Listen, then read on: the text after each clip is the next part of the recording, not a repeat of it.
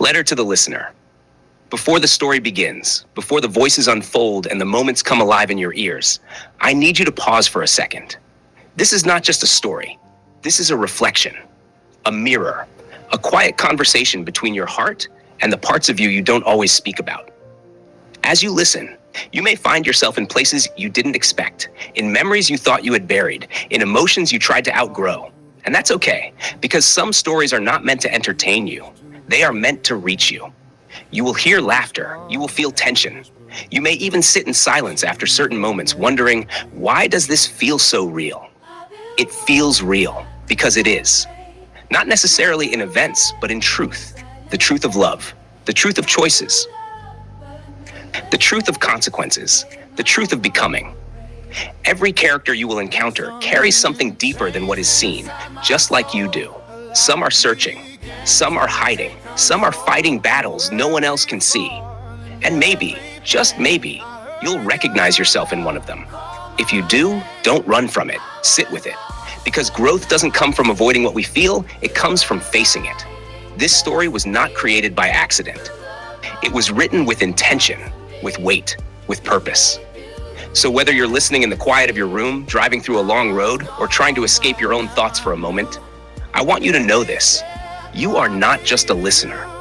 You are part of this experience. Let the words settle. Let the emotions breathe. Let the story speak to you in ways no one else can. And when it's all over, don't just move on. Take something with you, a lesson, a realization, a shift. Because the best stories don't end when the audio stops. They stay with you. They change you.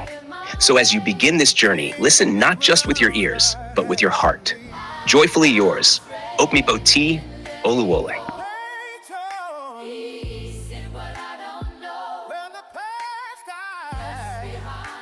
Was never meant to be mine. Now I'm standing in the light. No more darkness in my sight.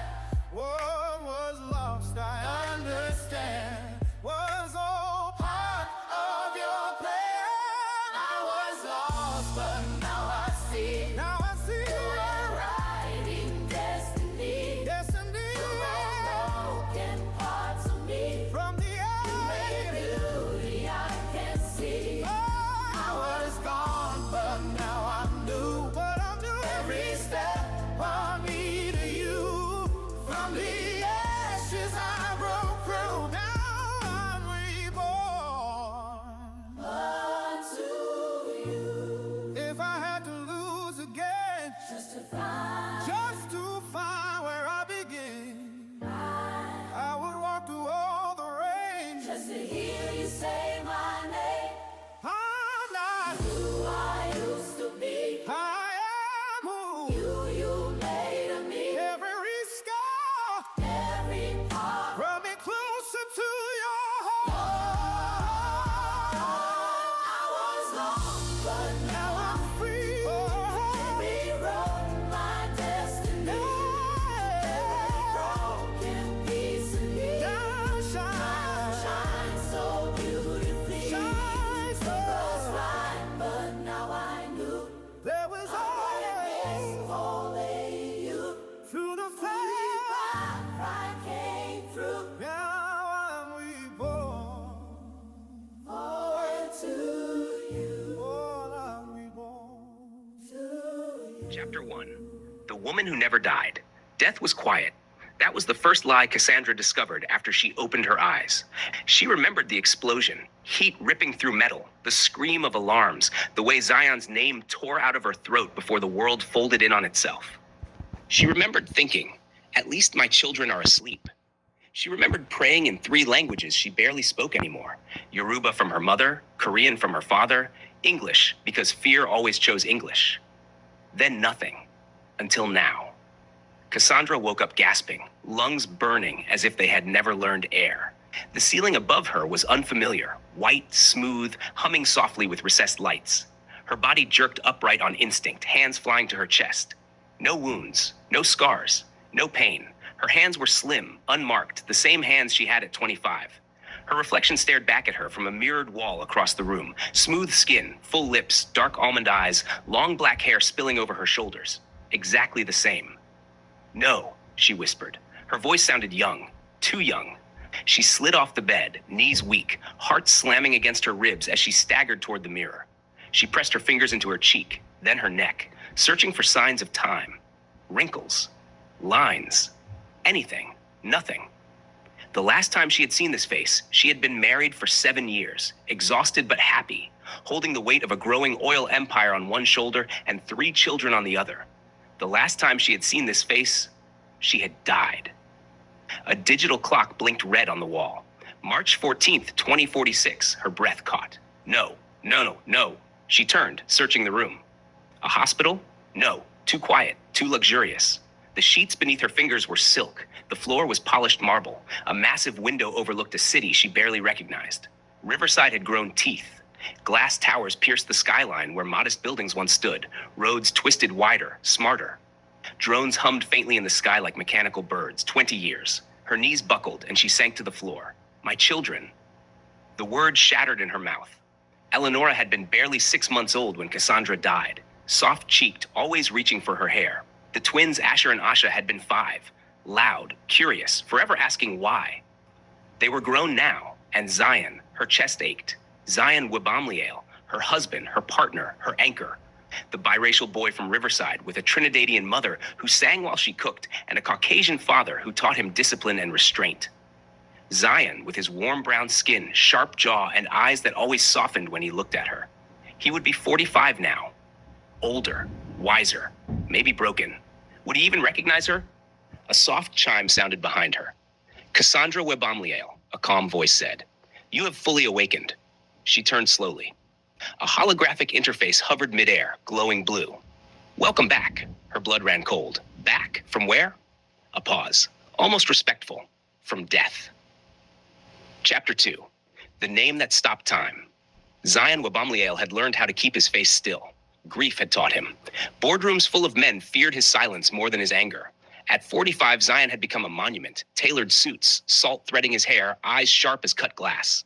The oil empire he and Cassandra had built from nothing had exploded after her death.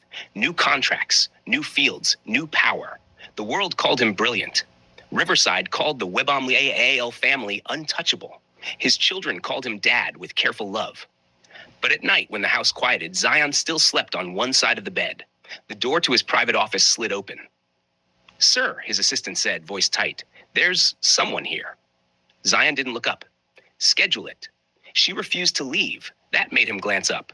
She gave your security a name, the assistant continued. She said it belongs to her. Zion's jaw tightened. People say many things. She said her name is Cassandra. The world stopped. The pen slipped from his fingers, clattering loudly onto the desk. That's not funny, Zion said softly. No one's laughing, sir.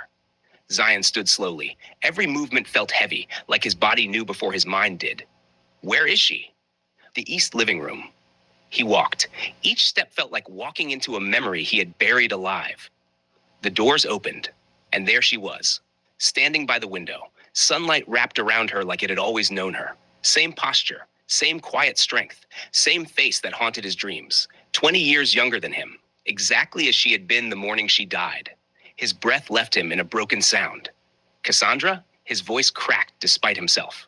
She turned, and when she looked at him, really looked at him, her eyes filled with tears.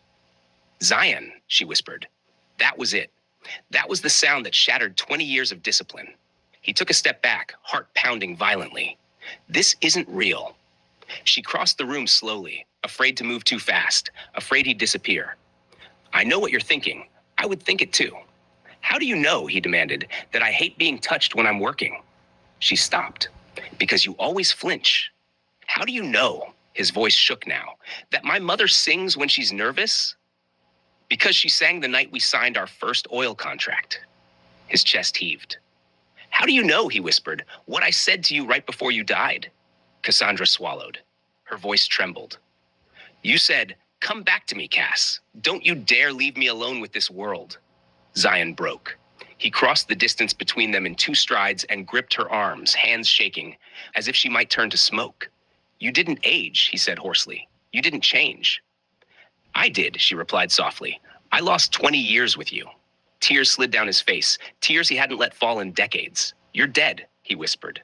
I was, she said, and somehow I'm not anymore. From the hallway came a voice, young female, cautious. Dad? Zion froze. Cassandra turned slowly. A woman stood there, tall, elegant, with Zion's eyes and Cassandra's mouth. Eleonora, 20 years old, looking at her like she was staring at a ghost. And behind her, two men, twins, broad-shouldered, identical yet different. Asher and Asha, grown, alive, and staring at the woman who looked exactly like the mother they buried. Eleanor's voice shook. Chapter 3. The children who buried her. Silence fell like a held breath. Eleonora stood frozen in the doorway, fingers curled into the fabric of her jacket, as if letting go would make her collapse. Her eyes never left Cassandra's face. Not once. Asher was the first to move. No. The word came out sharp, angry, final. No, he repeated, stepping forward, positioning himself slightly in front of his sister. Protective, instinctive. The 5-year-old boy he once was still lived in that motion. This is sick. Cassandra flinched. Don't. Asher's jaw clenched, his chest rising fast. Don't say her name. Don't look like her. Asha said nothing at first. He just stared. His face had gone pale, eyes glassy, like he'd been punched somewhere deep and unseen. Unlike Asher, he didn't move away. He moved closer, slow, careful, like approaching a wild thing. That's her face, Asha murmured. That's Mom's face. Asher, Zion warned softly. No, Asher snapped, rounding on him. You don't get to let this happen, Dad. We watched them lower her into the ground. I watched you break. He turned back to Cassandra, eyes blazing. Who sent you? Is this about money? Because if it is, I know you hated peas, Cassandra said quietly. The room stilled. You used to hide them in your napkin and flush them, she continued, until the plumbing backed up and Zion grounded you for a week. Asher's mouth opened, closed. His breath stuttered. That doesn't mean anything, he said hoarsely. You could have researched us. Asha swallowed hard. She called him Zion, not Dad. Mom was the only one who ever did that. Eleonora finally moved. She took one step forward, then another. Each step looked like it cost her something. Say something, she whispered. Her voice trembled, fragile as glass. Say something only she would know. Cassandra's heart cracked open. You used to stop crying when I hummed, she said, tears spilling freely now. Not lullabies, just humming. You liked it because you said it sounded like I was breathing you safe. Eleonora's knees buckled. Zion caught her just in time. A sob tore out of her, violent and raw, the sound of 20 years of absence collapsing all at once. That's not fair, she cried. That's not fair. I don't even remember her like that. Cassandra moved instinctively, then stopped. She didn't know if she was allowed. Eleonora shoved away from Zion and stumbled forward anyway, fists slamming weakly into Cassandra's chest. You don't get to come back, she screamed. You don't get to look like that when I had to grow up without you. Cassandra didn't defend herself. She let the blows land. I missed your first words, Eleonora sobbed. Your first day of school. Every birthday I lit candles for someone who was dead. I know, Cassandra whispered, voice breaking. I know, baby. The word baby broke something final. Eleonora collapsed against her, sobbing uncontrollably, fingers clutching Cassandra's clothes like she was afraid she'd vanish. Asha stepped forward at last. He reached out, then hesitated. Say it, he said quietly. Say my name the way you used to. Cassandra looked at him, tears blurring her vision. Asha, she said softly. My moon. His breath left him in a sharp gasp. She turned to Asher. And my son. Asher shook his head violently. No, he whispered. No, no, no. His anger crumbled, replaced by something far worse. Hope. And hope terrified him. He dragged a hand down his face, eyes shining. You don't look older, he said brokenly. You don't look like you lived without us. I didn't, Cassandra said. Not by choice. Asher laughed once, short, hysterical. Then his shoulders shook. He sank into a chair, burying his face in his hands as the sobs came, deep and uncontrollable. I tried to remember your voice, he cried. I tried so hard, and now you're standing here like you never left. Cassandra knelt in front of him, finally daring to touch. She took his hands. I never stopped being your mother, she said, not even when I was gone. Asha reached out then, resting his hand on her shoulder. Solid. Real. Eleonora clung to her side. Zion watched them, tears silent on his cheeks. The family that had survived 20 years of grief stood fractured, but together. And for the first time since Cassandra died, the house didn't feel haunted anymore. The years she didn't carry. The house learned Cassandra again. At first, it was small things. The way she reorganized the kitchen without thinking, moving spices back into the drawer she had always used, shifting plates to lower shelves, as if her hands remembered muscle memory her mind couldn't yet hold. How she folded Zion's shirts the way she always had, precise, deliberate, smoothing imaginary creases that didn't exist anymore. How she sat at the breakfast table every morning, watching the children, grown adults, move around her like she might evaporate if they looked too long. They were careful with her, too careful. Eleonora placed a mug in front of her one morning. "Chamomile with honey," she said gently. "You used to drink it when you couldn't sleep." Cassandra smiled. "I still do." A pause. Neither of them acknowledged the weight in that sentence.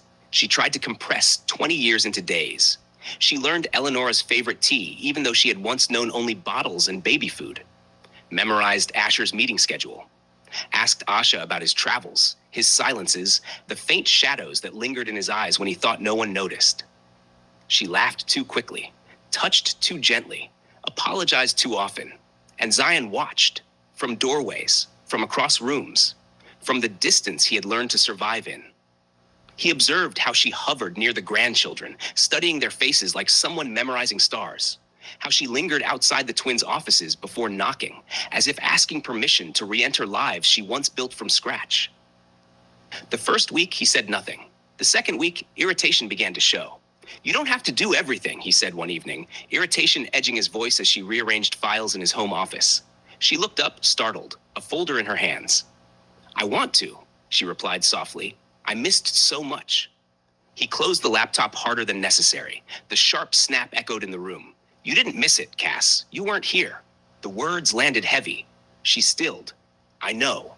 "No," he said, standing now. His jaw tightened the way it used to before negotiations. "You don't, because knowing means understanding what it costs to keep going when the world buries your wife and hands you 3 children who need you to stay standing." Her chest tightened, air thinning in her lungs. "I had to become everything," he continued, voice rising. "Mother, father, grief counselor, CEO, protector. I buried my wife in the morning and negotiated oil contracts by nightfall." The image sliced through her. Zion alone. Zion shattered. Zion pretending to function. Tears burned her eyes. Zion. "You want to step back in like time paused," he snapped. It didn't. Silence roared between them. The house, which had been slowly relearning her presence, felt like it recoiled. "I wasn't there by choice," she said, barely audible. "And I didn't choose to do it alone," he shot back. That landed differently. Less anger, more exhaustion. Her hands trembled as she placed the folder down. "What do you want from me?" she asked. He laughed once, not amused. "That's the problem. I don't know." They stood there, 2 people who had loved fiercely, who had built something from nothing, now strangers stitched together by memory and obligation. "You died," he said quietly now. "I held your body, Cass. I identified you. I buried you." Her breath hitched. "I visited that grave every Sunday for 10 years. She closed her eyes. "Do you know what that does to a man? To stand in front of cold stone and talk to it like it might answer?" "I'm here now," she whispered. "Yes," he said. "And I don't know what to do with that." That was the truth beneath everything. He didn't know how to grieve a miracle. That night, they slept on opposite sides of the bed again. The mattress felt too wide, too aware. Cassandra lay on her back, staring at the ceiling, listening to his breathing, steady, controlled, practiced. This was the rhythm of a man who had trained himself not to unravel. She turned slightly. "Zion?" Silence. Then, "What?" "I don't expect you to pretend." He didn't answer. "I don't expect you to forget the years I didn't carry." That made him shift. "I can't undo what you endured," she continued, "but I can stand beside you now." He exhaled slowly. "You don't know the version of me that survived you." "Then let me meet him." Another long silence. "You're still 25, he said finally. "You look at me like I'm the same man who kissed you goodbye that morning." "I'm not." "I know you're not," she said softly. "And I'm not the same woman either." He turned then, finally facing her in the dim light. "You didn't age." "I did," she replied. "Just not in ways you can see." His eyes searched hers, as if trying to locate proof of that. "You missed the tantrums," he said quietly. "The first heartbreaks, the boardroom betrayals, the nights Asher wouldn't speak, the way Asha started carrying his anger like armor. Eleonora asking me why God needed you more than we did." Her tears slipped silently now. I learned how to answer questions I didn't believe, he continued. I learned how to cook, to braid hair, to sit in silence when there were no answers. She reached toward him but stopped midway, unsure if she had the right. I'm proud of you, she said, for surviving.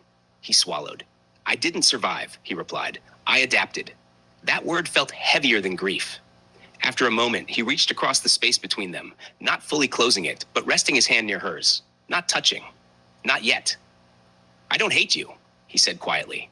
I just don't know how to fit you into the man I had to become. Her voice trembled. Then we build again. A long pause. We don't rebuild what we had, she added. We build what we are now.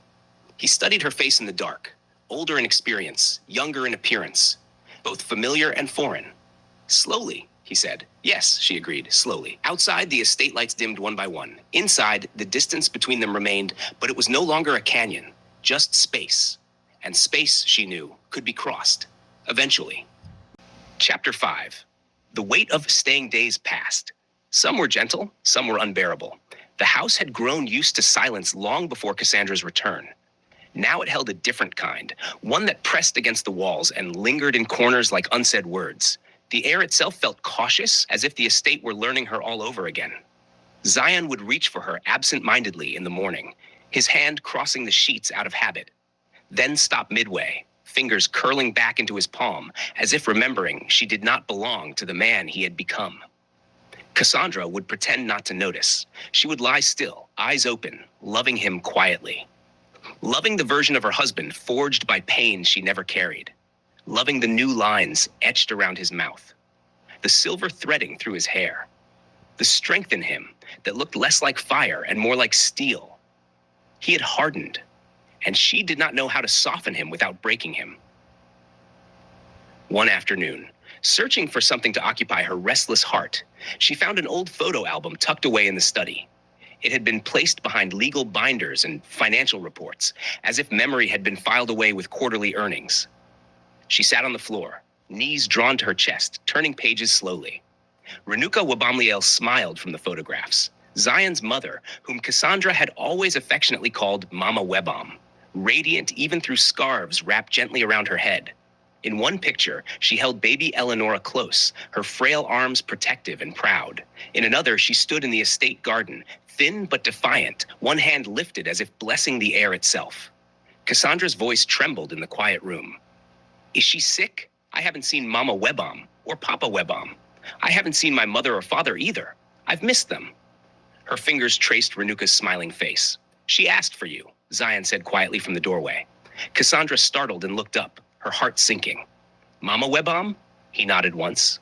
His expression was carefully composed, but his eyes betrayed something deeper. Every time it got bad. Her throat tightened. I didn't know. She believed in miracles, he said, stepping further into the room. Not the kind that came. The bitterness in his voice was restrained, but heavy. Cassandra instinctively lifted her hand toward him, then hesitated. She did not know if she was allowed to comfort grief she had not witnessed. I lost her, Zion continued. 10 years ago, Alzheimer's and cancer. His voice grew quieter. She forgot my name before she forgot her pain, and I had no one to collapse into. The admission settled between them, raw and unpolished. I would have been there, Cassandra whispered. That's the problem, he said, pain sharpening his tone. You weren't. The words were not cruel. They were true. Something inside her fractured. I wake up every day knowing my parents buried me, she said, tears spilling freely now. My mother, Jumoki, couldn't even say your name without crying. You used to call her Mrs. Kim, Mama. Her voice trembled. My father, Hayun Kim, Papa. He kept telling her I would return. He believed in reincarnation. She hated him for it. Zion's expression shifted just slightly. They moved back to Seoul, he said quietly. Staying here hurt too much. Your father still believes in rebirth. He told me once that your story wasn't finished. Cassandra stared at him in disbelief. He still believes that? He never stopped. Zion exhaled slowly, jaw tightening as if bracing against something invisible. You think grief waited for you? He asked. It didn't. She rose to her feet, trembling but steady. Then teach me how to carry what you carried. For the first time since she had returned, Zion did not look angry. He looked tired. Not the kind of tired sleep could cure, the kind that settles into bone after years of endurance. You don't learn it, he said finally. You survive it. Silence filled the study. You survive because the children are watching, he continued. Because the board is watching. Because the world doesn't pause for a man who loses everything. I am not the world, she said softly. His eyes flickered at the word. Wife. It felt both foreign and painfully familiar. You are, he admitted, but you are also a ghost I buried. Her breath caught in her chest. I mourned you, he said. I stood at your memorial. I held our children while they cried for a mother who wasn't coming back. I learned how to answer questions I didn't understand. I learned how to cook the meals you used to make. A faint, broken smile touched his lips. I learned how to braid Eleonora's hair. Cassandra's lips trembled. She used to cry, he added softly, because I pulled too tight. Despite everything, a small laugh escaped her. I kept the house running, Zion said, kept the company alive, kept your memory sacred, and now you're here. His voice faltered, and I don't know where to put you. The confession was not accusation. It was confusion. She stepped closer, closing the physical distance that mirrored the emotional one. Don't put me anywhere, she said gently. Walk with me. His gaze searched her face, as if looking for cracks. You think it's that simple? No, she admitted, but neither was surviving without me. The room felt smaller now, more intimate, the weight between them tangible. I can't undo what you carried, she said. I can't attend funerals that already happened. I can't sit beside you in hospital rooms that are now empty. Her voice steadied. But I can stay. The word lingered. Stay. Zion swallowed hard. Staying is heavy, he said. I know, she answered. Leaving was heavier. He studied her as though measuring the strength of her promise. You'll see parts of me that aren't gentle, he warned. Grief changed me. I already see them. You'll hear things from the children. Questions, resentments. They grew up without you. I know. And if they're angry, they have the right. He watched her carefully. Why are you fighting so hard? He asked. She did not hesitate. Because I still love you. The simplicity of it disarmed him. I loved you every day I was gone, she continued.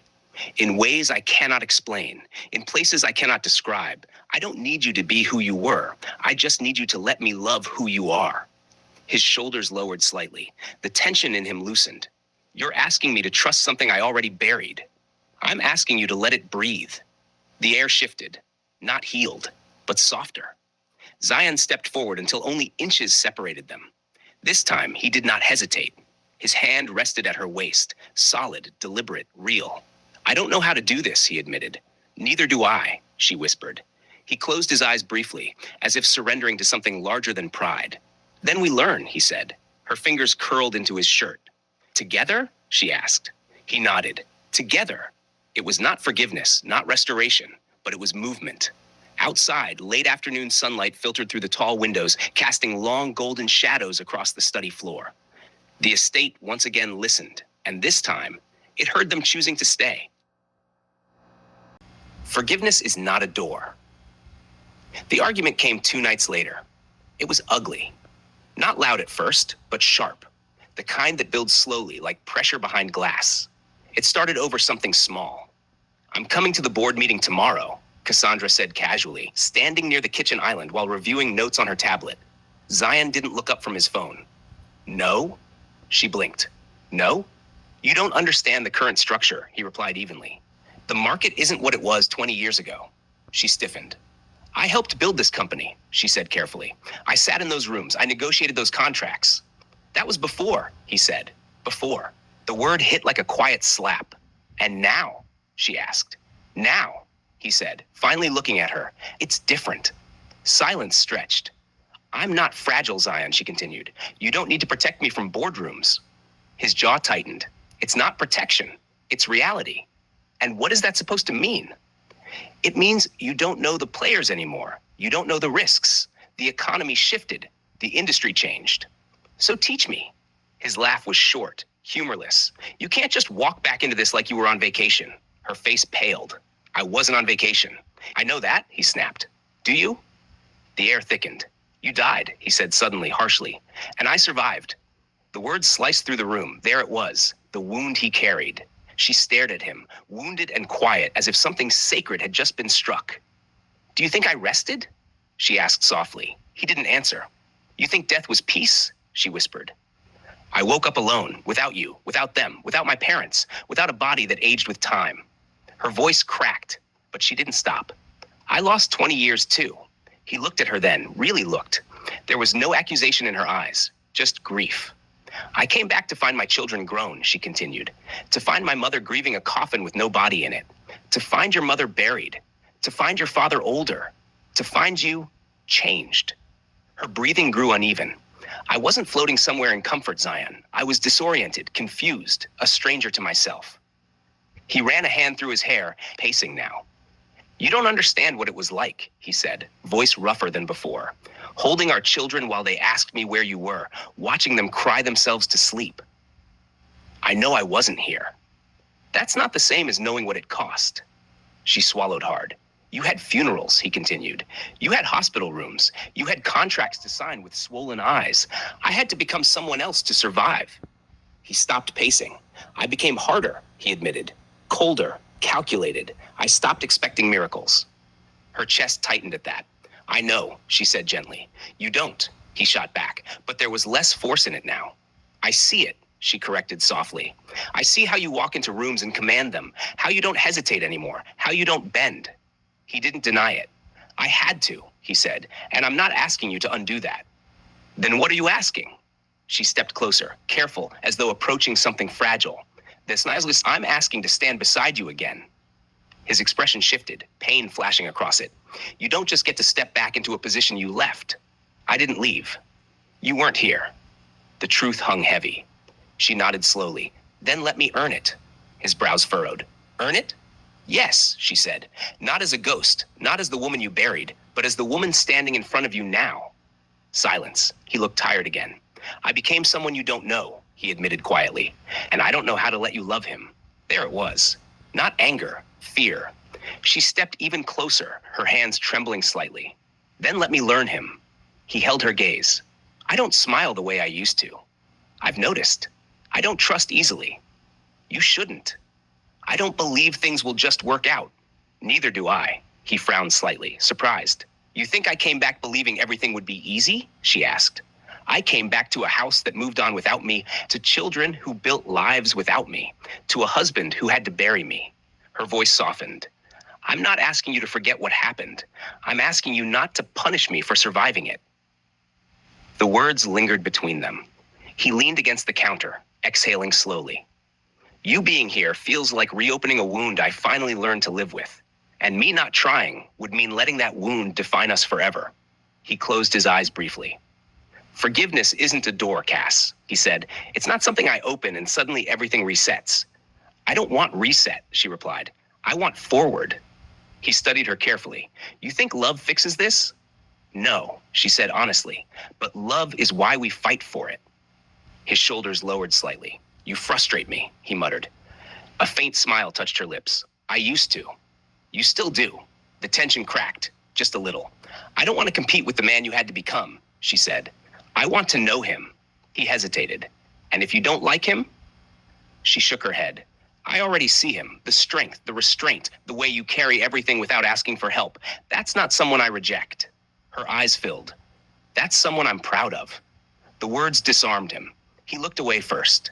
You make it sound simple. It's not, she whispered. It's daily. It's awkward. It's uncomfortable. She reached for his hand. But it's ours. He didn't pull away. Not this time. Their fingers intertwined. Tentative, uncertain, real. I don't know how to forgive something that changed me, he admitted. You don't have to forgive all at once, she said. Just don't shut the door. He let out a slow breath. I'm still angry sometimes. I know. I still feel like I did it alone. You did.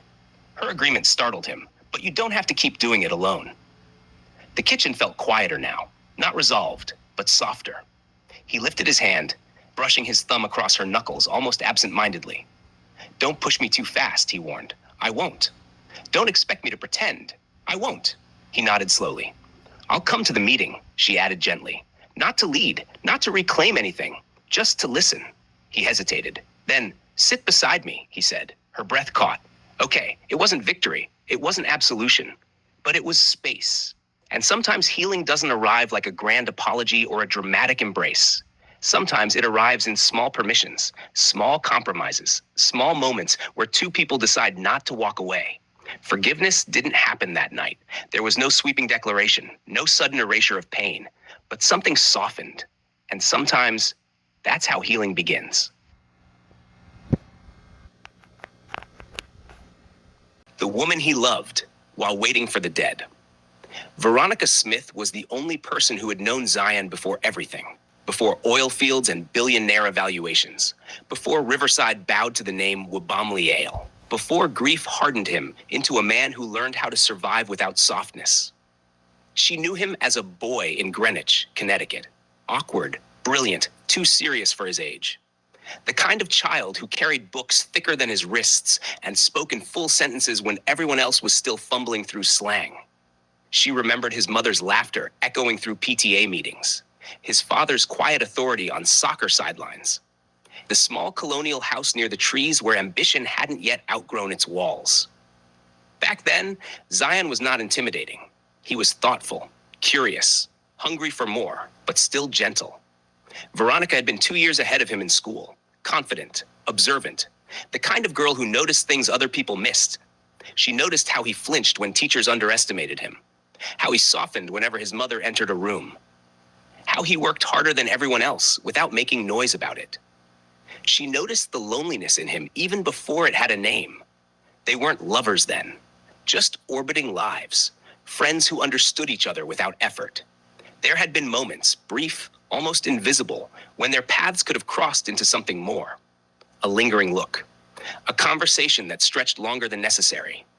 But life, as it often does, moved them forward before anything could take root. Time separated them the way it separates most young people. Colleges, cities, marriages, continents. Zion left for bigger worlds. Veronica stayed close to home, married a man who loved her deeply, built a life that felt stable and kind. And then life fractured. Cassandra died, and a year later, Veronica's husband did too. 2 different funerals, 2 different states, the same hollow silence afterward. Grief did not introduce them again. It recognized them. After Cassandra's memorial, after the condolences faded and the estate became too quiet to breathe inside, Zion went back to Greenwich, not to escape, to breathe. He rented a small place not far from the old neighborhood. No security detail, no board meetings, no expectations beyond the sunrise and sunset. It was there he saw her again. Veronica. She was stepping out of a cafe when he walked in. For a moment, neither of them spoke. Recognition moved slowly across her face, as if memory had to push through layers of time to reach the present. Zion? He hadn't heard his name said like that in years. Without title, without caution. Veronica. There was no dramatic embrace, no grand reunion. Just 2 people studying the changes grief had carved into the other. You look, she began, then stopped. Older? He offered. Sad, she corrected gently. He didn't deny it. They sat together that afternoon, and something unclenched in him. She didn't ask about the company first. She didn't mention headlines or valuation charts. She asked, "Are you eating?" The question startled him, not because it was profound, because it was human, because no one had asked him that since the world had turned him into something else. They didn't plan to fall in love. It happened the way slow rain happens, barely noticeable until everything is soaked. Coffee that lingered too long. Conversations that drifted into midnight. Walks past houses that had not changed, even though they had. Silences that felt safe instead of heavy. She told him about her husband's final months. The hospital rooms. The quiet rage of watching someone fade. The helplessness of loving someone you cannot save. He told her about standing at Cassandra's memorial, holding children who did not understand permanence. About learning how to say, "she's gone," without breaking. Neither tried to fix the other. That was the beginning. There were evenings when grief sat between them, like a third presence. They would speak of the dead, not as ghosts, but as people who had shaped them, molded them, remained within them. "She loved you," Veronica said once, referring to Cassandra. He nodded. "She still does," he answered without thinking. Veronica didn't flinch. "I know." That was why he stayed. She never competed with memory. She never tried to erase the woman who came before her. She never asked him to forget. Instead, she asked him what it felt like to carry love and loss in the same body. No one had ever asked him that. With Veronica, he could exhale. He could remove the armor. He could admit he was tired. She saw the boy from Greenwich still inside the man who commanded oil empires. She reminded him that he used to laugh easily, that he once believed in impossible things. And slowly, carefully, they crossed the line between comfort and something deeper. The first time their hands brushed, it was accidental. The second time, it was not. He hesitated. She didn't push. If this is just loneliness, she told him quietly, we should be honest about that. It's not, he said. But part of him wondered, was he loving her, or was he loving the relief she brought? The quiet, the absence of expectation. The nights he stayed at her house were different. No board calls, no crisis briefings, no children knocking on doors with questions about grief. Just stillness. And in that stillness, he found something dangerous. Peace. When he brought her to Riverside months later, the estate shifted, not loudly, but noticeably. The children were polite, reserved, watching. Veronica did not try to mother them. She did not sit in Cassandra's chair at the dining table. She did not rearrange rooms. She did not overstep. She existed beside Zion, not in front of his past. She understood what it meant to love a widower. She understood what it meant to love someone who was still loving someone else. There were nights he would wake from dreams, Cassandra's voice echoing in the dark, her laughter cutting through memory like light. Veronica would not ask him what he saw. She would simply reach for his hand, ground him. Grief doesn't cancel new love, she told him once. It just makes it more complicated. He looked at her then, searching for resentment. There was none. That frightened him, because it meant she was real, not a distraction, not a temporary refuge, but a woman choosing him, even with his fractures. He never stopped loving Cassandra. That was the truth he carried quietly, and Veronica knew it. Love isn't a competition, she said one evening, standing on the estate balcony overlooking the river. It expands, or it suffocates. You deserve someone whole, he replied. She smiled faintly. No one is whole after loss. For a time, they were steady, not explosive, not dramatic, but steady. She brought warmth back into rooms that had grown too rigid. She reminded him that survival did not have to mean isolation. And he loved her, not the way he had loved Cassandra, but in a way that felt grown, deliberate, earned. He loved her for not demanding a resurrection, for not asking him to erase the dead in order to choose the living. And then, Cassandra returned. The impossible happened. The dead woman came back, and everything Zion had rebuilt trembled. Because loving Veronica had not been betrayal. It had been survival. But survival becomes complicated when the miracle arrives. Veronica did not scream. She did not accuse. She did not fall apart the way lesser love might have. She looked at him with quiet devastation and said only one thing. I knew this might happen. He stared at her, confused, shaken. You never stopped waiting, she said gently, even when you thought you had. And that was the cruelest truth of all. He had loved her. He had chosen her. He had built something real with her. But somewhere deep inside, in the quietest, most hidden part of his soul, he had still been waiting for the dead. Veronica Smith was the woman who held him while he grieved, the woman who loved him while he rebuilt, the woman who asked for nothing but honesty, the woman who understood that love does not replace, it expands. And sometimes the hardest love to release is the one that saved you while you were drowning. Chapter 8. The Confession. Zion told Cassandra on a Thursday evening. The children weren't home. The house felt too large for the truth it was about to hold. It was one of those quiet evenings where silence did not feel peaceful. It felt like something waiting. The kind of silence that pressed against the walls, lingered in corners, and settled into the spaces between breaths. The chandelier above them glowed softly, casting warm light across the living room. Everything looked beautiful, untouched, perfect. But the air was heavy. Zion stood near the edge of the room, hands resting in his pockets, shoulders tense in a way that betrayed him. He had been pacing earlier, Cassandra had noticed, but now he was still, too still. I loved someone, he said quietly. The words did not echo. They landed. Cassandra didn't flinch. She had felt it before he ever spoke it aloud, some invisible shift, some absence that grief alone could not explain. There had been a distance in him that wasn't just loss, something layered, something lived. She had felt it in the way he sometimes paused before touching her, in the way his eyes held memories she did not recognize. Who? She asked softly. Her voice was calm, but her fingers curled slightly against her dress, gripping fabric as if it could steady her. Veronica Smith. The name settled between them. It wasn't sharp. It wasn't violent. It carried no menace. Just history. Just truth. Connecticut, Cassandra murmured. Zion nodded slowly. She knew me before you. There was something in his voice when he said it. Not affection, not longing, but acknowledgement. As if he were honoring a chapter he could not deny, even if he wished he could erase it.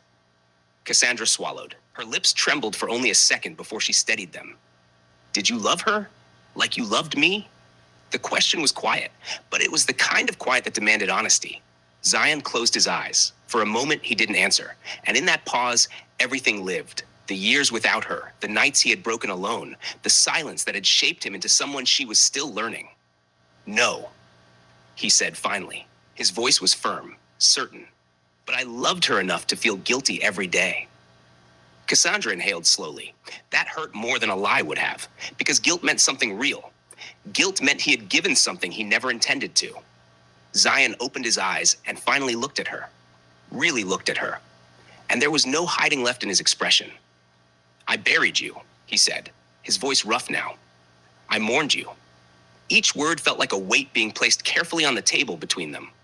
I built a life around your absence. Cassandra's chest tightened. She could see it now, the years she had not lived, the version of him shaped by grief she had never carried. And when I couldn't breathe anymore, he continued, his voice breaking slightly, I let someone hold me. The room went still, not quiet, still, as if even time paused to listen. Cassandra lowered herself slowly onto the couch. Her movements were controlled, deliberate, like if she moved too fast, something inside her would shatter. Her mind was not racing, it was sinking into the realization that life had continued without her in ways she had never imagined. I don't blame you, she said. Zion blinked. That wasn't what he expected. There was no anger in her voice, no accusation, just truth. I blame time, she continued. Her eyes lifted to meet his again, and this time there was pain, deep, aching, honest pain, but not directed at him. And fate, she added. Her voice trembled slightly now. And whatever power thought this was fair. Zion let out a broken laugh. It escaped him before he could stop it. Not because anything was funny, but because it was too much, too complicated, too human. She deserved more than a man still married to a ghost, he said quietly. There was no bitterness in his tone, only regret. Cassandra's gaze softened. And I deserve more than a man punishing himself, she replied. That landed differently. Zion's head dropped slightly, his jaw tightening. Because she was right. He had been punishing himself, not just for loving Veronica, but for surviving Cassandra, for continuing to live in a world where she didn't. Zion shook his head slowly. You came back, he said, almost as if he still didn't fully believe it. There was wonder in his voice, but also fear, because her return didn't erase what had happened. It complicated it, deepened it, forced it into the light. Cassandra stood then, slowly, carefully, as if reclaiming space in a life she was still learning how to stand in. I didn't come back to erase your survival, she said. Her voice was steady now, grounded, certain. She took a step toward him, then another. I came back to live. The words didn't demand anything. They didn't accuse. They didn't rewrite the past. They simply existed. Zion looked at her, really looked this time, not as a memory, not as a ghost, but as a woman standing in front of him, alive, breathing, choosing. And for the first time since she returned, he didn't look torn. He looked undone. Not by guilt, not by confusion, but by the possibility that maybe, just maybe, life was not asking him to choose between who he had been and who he could still become. The silence that followed was different, still heavy, still complicated, but no longer suffocating, because the truth had been spoken. And somehow, they were both still standing. The Chapter 9. Zion's guilt wasn't just about Veronica. It wasn't even something he could explain in a single sentence anymore. It had grown roots, deep, tangled, impossible to separate from the rest of him. It lived in quiet moments, in the way his chest tightened when laughter came too easily, in the way silence sometimes felt like punishment. It was about choosing happiness when Cassandra couldn't. It was about allowing himself to feel warmth again while she had been lowered into cold earth.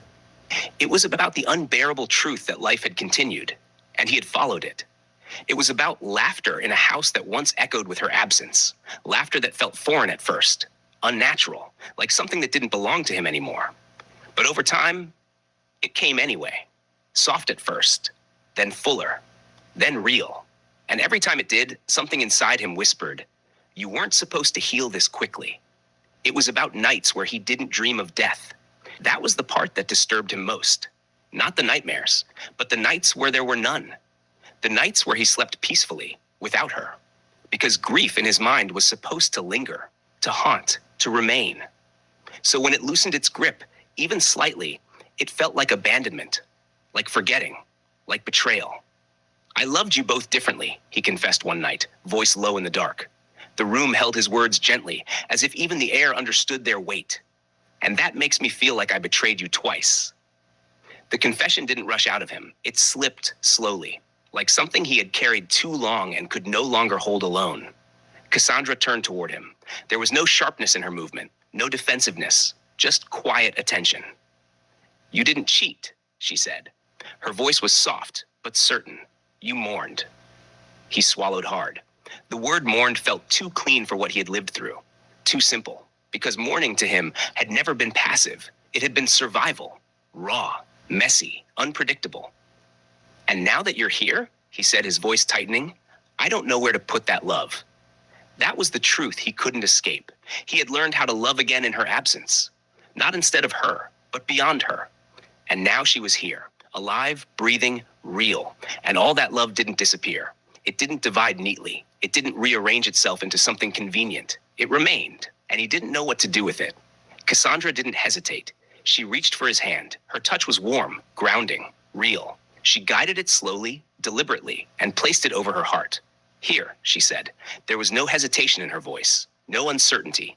Where everything broken already lives, he felt it. The steady rhythm beneath his palm, alive, not imagined, not remembered, alive. And something inside him cracked open, not violently, not painfully, but deeply. Tears slid down his face, quiet, unashamed. He didn't wipe them away, didn't hide them, because for once, he wasn't trying to be strong.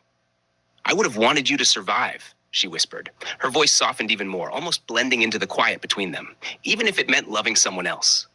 That was the moment. Not dramatic, not loud, but undeniable. Something inside Zion shifted, not erased, not undone, but loosened. Like a grip he had kept on himself finally began to release. That was when he finally forgave himself. Not completely, because healing doesn't happen in a single breath, because guilt doesn't disappear just because it's understood. But enough to feel the weight lift slightly, enough to inhale without resistance, enough to exist without questioning whether he deserved to. But enough to breathe. Chapter 10. Letting the past rest. Veronica called 1 week later. The name lit up his phone while he was in his study, late afternoon sun angling across polished wood and glass. For a long moment, Zion only stared at it. The light stretched across the room in long golden lines, catching dust in the air, settling gently against the quiet. It felt like a pause in time. He had known the call would come. He just hadn't known when. The house was quiet. Too quiet. Cassandra had taken a walk through the gardens, reacquainting herself with trees that had grown taller in her absence. Even that felt symbolic. Life continuing, without waiting. The children were out. There was no noise to hide behind, no distraction to dilute what this conversation would mean. His thumb hovered over the screen. He didn't answer at first, not because he wanted to avoid her, but because he understood that once he did, something would close. Not abruptly, not painfully, but permanently. And some endings deserved a steady voice. The phone stopped ringing. The silence that followed felt louder than the call itself. A minute passed. Then it rang again. This time he answered, "Veronica." He kept his tone gentle, not distant, not overly familiar, just honest. There was a breath on the other end, controlled, measured, but present. "I wasn't sure if you'd pick up," she said. "I wasn't sure either." A faint exhale, almost a laugh, not bitter, not forced, just real. "How is she?" Veronica asked. He didn't pretend not to know who she meant. "She's here," he said simply, "alive." Silence followed, not chaotic, not shocked, just full. "She's back," he told her. The words still felt unreal, even now, a pause. Then Veronica said softly, "I always knew she would be." He closed his eyes. "You did?" "Yes." Her voice carried no weight of resentment, no bitterness, no quiet accusation. Not literally, I'm not mystical, but there was always a part of you that never said goodbye. He absorbed that, let it settle, because she was right. I never wanted to compete with a memory, she continued, and I never felt like I was. You weren't, he said quickly. You weren't a replacement. I know, and she did. That was what made this harder and easier all at once. So am I, he replied. Another silence stretched between them, this one softer, edged with inevitability. She needs you, Veronica said. Yes, and you need her. He didn't argue, because truth didn't require defense. That doesn't mean what we had wasn't real, she added. It was real, he said firmly. It mattered. I know, he swallowed. You mattered. That lingered, hung between them. The line went quiet again. He imagined her standing somewhere familiar. Still, composed, strong. She didn't ask to see Cassandra. She didn't demand explanations. She didn't fight. Instead, she asked, "Are you happy?" The question caught him off guard, because happiness for him no longer felt simple. I'm hopeful, he said. That's a beginning. Yes. And are you at peace? She pressed gently. He thought of everything. The nights, the conversations, the rebuilding. I'm trying to be. That's enough. He leaned back slightly. I never meant to hurt you. You didn't, she replied. You loved me the only way you could. And that wasn't enough. It was enough for the season it belonged to. That sentence settled into him like truth wrapped in grace. I won't pretend this is easy, she continued. But loving you also meant wanting you whole, and you were never whole without her. His chest tightened. You deserve someone who isn't divided, he said. Yes, she agreed quietly. I do. No anger, no resistance, just clarity. Thank you. For what? For standing beside me while I figured out how to breathe again. You would have breathed eventually, she said. I just happened to be there. I don't regret us. Neither do I. And that was enough.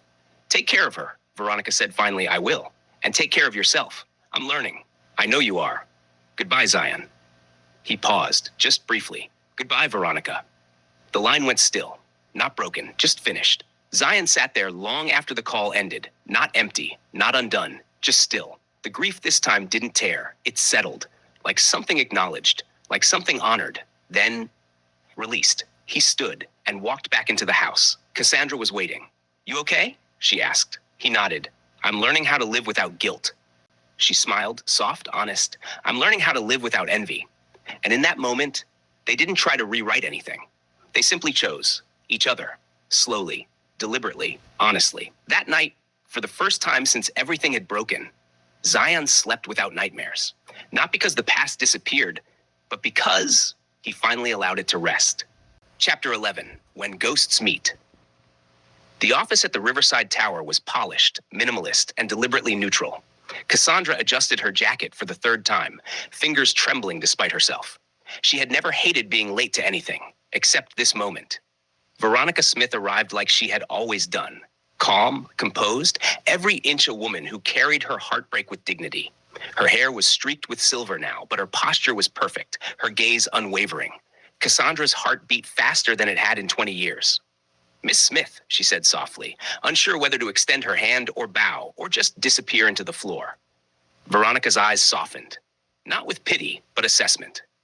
Cassandra, she said simply. No name calling, no titles, no qualifiers, just the name she had known years ago when she had loved Zion cautiously from afar. Cassandra swallowed. I know this is difficult. It's surreal, Veronica admitted. I've seen grief. I've lived with loss. But this is a first. She tilted her head slightly. You've come back. Yes, Cassandra said, voice trembling. And I don't want to erase what you had with him. Veronica raised an eyebrow, studying her. I never asked you to. I loved him. Yes, but I never wanted to take him from anyone. Least of all, a woman who was alive. Cassandra nodded, a lump forming in her throat. I wasn't alive, not really. And now I want to. I want to repair what I can. With him. With my children. Veronica's gaze softened further, almost imperceptibly.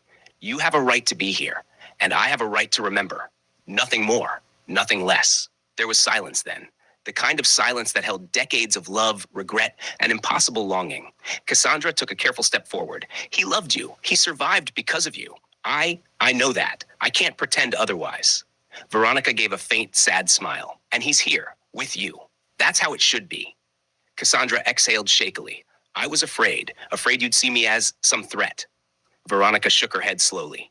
I don't see threats, only truth. You only truth. You're alive, and that changes everything.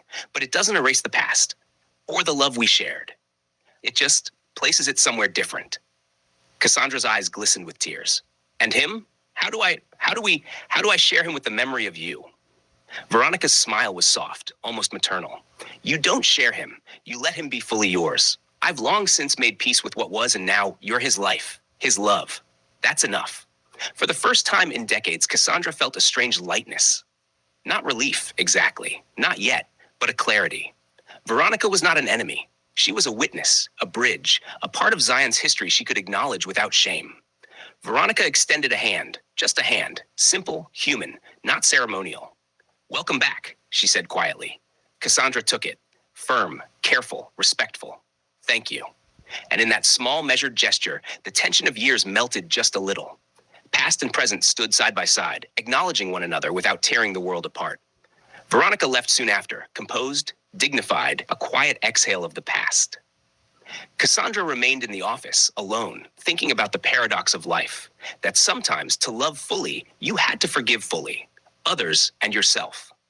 And when Zion finally returned home that night, she was ready to meet him again, not as a ghost, not as a memory, but as the woman who had survived death itself.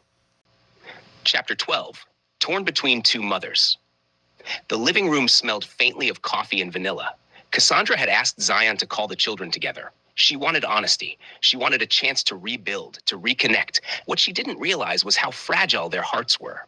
Eleanora sat on the couch first, arms folded tightly. Asher leaned against the window, jaw tight. Asha slouched near the bookshelves, eyes distant. Cassandra took a deep breath. There's something you need to know, she said softly. The children's eyes flicked to her immediately. I met Veronica Smith today, Cassandra began. She was a part of your father's life after I died. For a heartbeat, no one said anything. Then Asha's voice came, quiet, almost a whisper.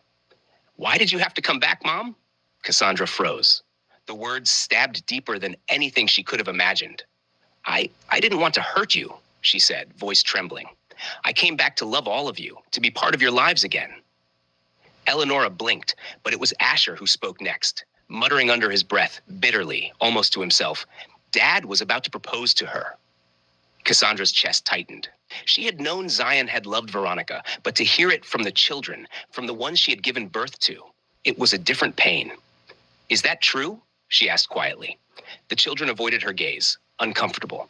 Finally, she took a deep breath, her voice breaking but firm. Then, I need to ask you something. Honestly now. If you had to choose, who do you prefer? Me or Veronica? The room was quiet, heavy. Asha, who had whispered before, looked down and shrugged. Veronica? He said softly. Asher, leaning against the wall, muttered under his breath. Veronica, obviously. Eleanor's voice trembled, but there was no denying it. Veronica. Cassandra's hands trembled. Her legs gave way, and she sank onto the nearest chair. Tears streamed down her face. You love her, she whispered, barely audible. The children looked guilty. They did. They wanted to love her, they did, but Veronica had been there. She had fed them when they cried, laughed with them when they were children, and filled the empty spaces Cassandra had left behind. She had been their mother too. Cassandra could feel her heart cracking in half. She stood up slowly, voice shaking. I understand, she said. I can't fight what's already in your hearts. Without another word, she walked to the bedroom, closing the door softly behind her. The sound of her sobs echoed through the quiet house. The children sat there, frozen. Asher broke first, rubbing his face. We didn't mean to. She was there, Mom. Eleanora whispered. We love you too, but Veronica, she's part of us. Asha sat silently, staring at the floor. I feel guilty, he murmured, but I can't lie. Down the hall, Cassandra cried. 20 years of absence, 20 years of pain, and now this, the family she came back to didn't need her. At least, not like before. And yet, buried deep in the anguish, a thought whispered, they're alive, they're happy. That's all that matters. But right now, all she could feel was emptiness. The sound of leaving Zion heard it before he reached the door. A scream, raw, animal, torn straight from the chest. He froze in the hallway. Cassandra. Another sound followed, the scrape of a zipper, the thud of drawers pulled too hard, the unmistakable roll of suitcase wheels against marble. Panic surged. He pushed the bedroom door open. Cassandra was on her knees by the bed, clothes half folded, half thrown, hands shaking as she crammed pieces of a life back into a suitcase that had never existed before tonight. Her face was red, eyes swollen, breath broken into jagged pieces. Cassandra, where are you going? Zion asked, voice hoarse. She didn't look at him. I need space, she said, struggling to stand, dragging the luggage toward the door. Space to think. Cass, stop. She finally turned, pain flashing across her face like lightning. I feel selfish, she said. Selfish for coming back and disrupting the life you all built. Selfish for expecting you to leave everything behind for me. Zion stepped closer. That's not. If you were going to propose, she cut in, voice shaking violently, you must have loved her. You don't plan a future with someone you don't love. Her voice cracked completely. Go, she whispered. Go and be happy with Veronica. Zion's chest tightened. That's not what I want. That's what they want, she said, tears spilling freely now. Your children chose her. I can't compete with 20 years of presence. She reached into her bag and pulled out a printed boarding pass, hands trembling. I've already purchased my ticket, she said quietly. I'm going home. His breath caught. Home? Seoul, she whispered. To my parents, to Jumoke and Hayun. They buried a daughter once. I won't make them do it again. She turned the suitcase upright, fingers clamped around the handle like it was the only thing keeping her standing. I'll remove myself, she said, voice numb now. Let you all be happy again. Zion moved fast. He blocked the doorway. You are not leaving like this. She laughed weakly. Like what? Alive? That hit him like a blow. You think I survived 20 years, he said, voice breaking, only to lose you by choice? She shook her head. You survived because of her. No, he said fiercely. I survived because I had children who needed me and a wife I buried but never stopped loving. She faltered. You don't get to decide my happiness for me, he continued, tears streaking down his face now. And you don't get to punish yourself for coming back. Cassandra clutched the suitcase handle harder. I heard them, she whispered, every word. Zion swallowed hard. They didn't mean it the way you think. They meant it, she said. And that's okay. Love doesn't divide neatly. Silence stretched between them, thick, aching. You came back to us, Zion said softly. That doesn't mean you have to disappear again. She closed her eyes, fresh tears falling. I don't know how to stay, she whispered, not when my presence hurts everyone. Zion stepped forward and gently took the suitcase handle from her hand. Then don't stay for them, he said quietly. Stay for me. She looked up at him, lost, broken, terrified. And if I can't choose yet, she asked. Then don't, he replied. But don't run. Her knees buckled. Zion caught her before she hit the floor, holding her as she sobbed into his chest, grief racking her body like waves. I'm tired, she cried. I'm so tired of being the problem. You're not the problem, he whispered into her hair. You're the miracle we don't know how to hold yet. The suitcase stood forgotten by the door. The boarding pass slipped from her fingers.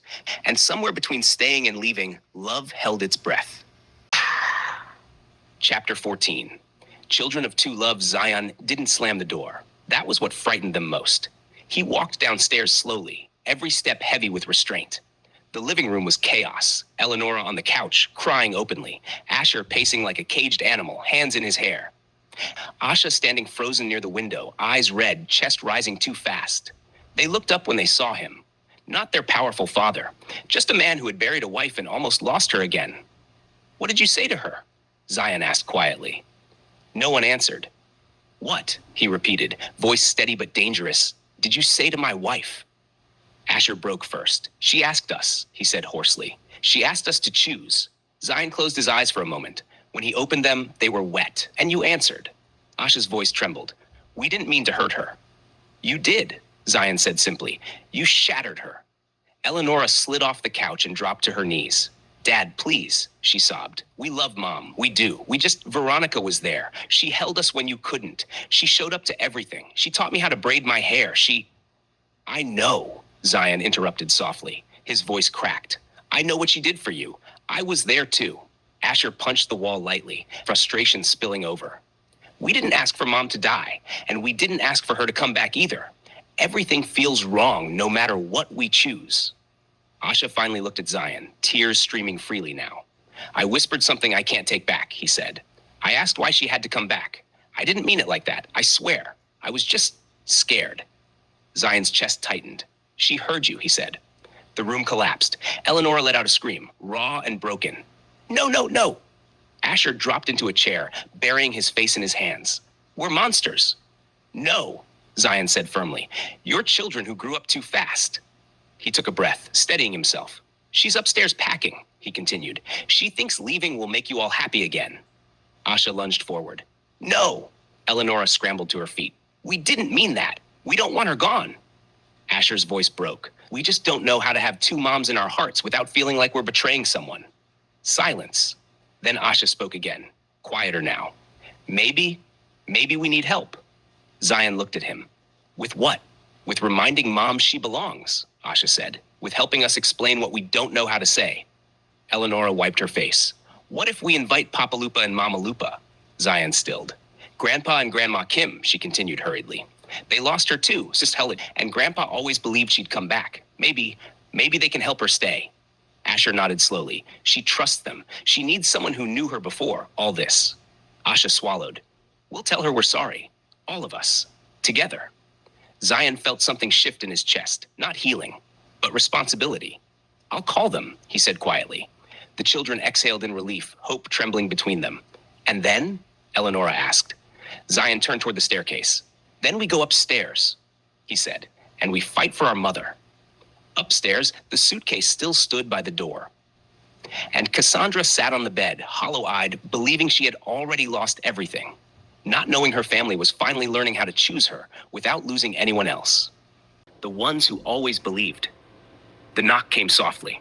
Zion opened the bedroom door first. Cassandra sat on the edge of the bed, eyes swollen, hands folded in her lap, like she no longer trusted herself to touch anything. The suitcase still stood near the door, accusing and silent. Cass, Zion said gently. They want to talk to you. She didn't look up. I'm tired. I know, he replied, but please. The door creaked wider. Eleonora entered first. She didn't speak. She just walked to her mother and fell to her knees, wrapping her arms around Cassandra's waist like she had done as a child, like muscle memory had finally won. I'm sorry, Mommy, she sobbed. I'm so sorry. I didn't know how to love you without feeling like I was hurting someone else. Asher followed, eyes red, voice shaking. We were wrong to make you choose. You shouldn't have asked, and we shouldn't have answered like that. Asha stepped last. He knelt too. I said something unforgivable, he whispered, and I don't expect you to forget it, but please don't leave us again. Cassandra's breath caught. Her arms trembled as she wrapped them around all three of them, pulling them close, pressing her face into their hair like she had dreamed of doing for 20 years. I'm your mother, she cried. Nothing you say can erase that. Nothing. They stayed like that, collapsed together, crying openly, no pride left to protect. Then the doorbell rang. Everyone froze. Zion frowned. No one else should be. He went downstairs. Moments later, his voice called out, stunned. Cassandra? Her heart stopped. Two familiar voices floated up the stairs, older, accented trembling. Is this the right house? Ha-Yun, breathe, please. Cassandra stood slowly. Her legs carried her before her mind could catch up. She reached the stairs. And there they were, her parents. Jumoke Fela Kim stood frozen at the bottom of the staircase, one hand clutching her purse, the other covering her mouth. Her eyes filled instantly, disbelief crashing into hope she had buried decades ago. Ha-Yun Kim didn't move at all. He simply stared. Then he whispered in Korean, voice breaking, Cassandra, Netaria? Cassandra, is it really my daughter? Cassandra's knees gave way. She ran. She crossed the space between life and death and threw herself into his arms. Appa, she cried. Naya, naturawaso. Papa, it's me. I came back. Ha-Yun held her like the world might steal her again, hands shaking violently. I told them, he sobbed. I told them you would return. I felt it in my bones. Jumoke stepped forward slowly, tears streaming freely now. No, she whispered. No, this is cruel. Cassandra turned, eyes wet. Mama, that was all it took. Jumoke let out a wail, deep Yoruba grief tearing from her chest, and collapsed into her daughter's arms. My child, she cried. They told me you were gone. They buried you and expected me to survive it. I'm here, Cassandra whispered, rocking her. I'm here now." The room dissolved into tears. Zion stood back, watching a miracle he hadn't known how to believe in. The children watched too, awed, humbled, seeing their mother not as competition, not as interruption, but as someone who had been loved long before them. Hayun cupped Cassandra's face gently, studying every inch like a man afraid of blinking. "You haven't aged," he murmured in Korean. "Just like my dreams." She smiled through tears. "Neither has your stubborn faith." For the first time since her return, Cassandra didn't feel like a guest in her own life. She felt claimed, held, believed. And upstairs, quietly, the suitcase remained untouched, no longer a threat, just a reminder of how close love had come to losing itself again. Chapter 16, What the Ancestors Cooked. The house smelled like home again.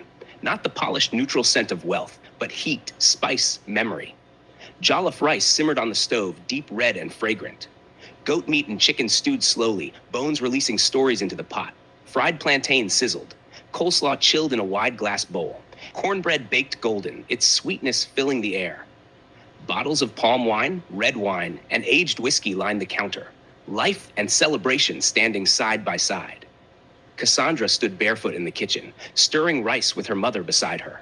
Jumoke moved with instinct, sleeves rolled, head tied, her hands remembering motions grief had tried to erase. Hayun worked quietly at the counter, slicing vegetables with surgical precision, humming a tune Cassandra hadn't heard since childhood. For a moment, time folded.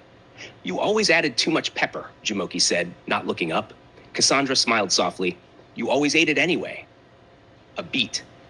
Then Jumoke stopped stirring. She turned slowly, eyes searching her daughter's face. Not the young woman who stood before her, but the child she had lost, the woman she never watched grow old.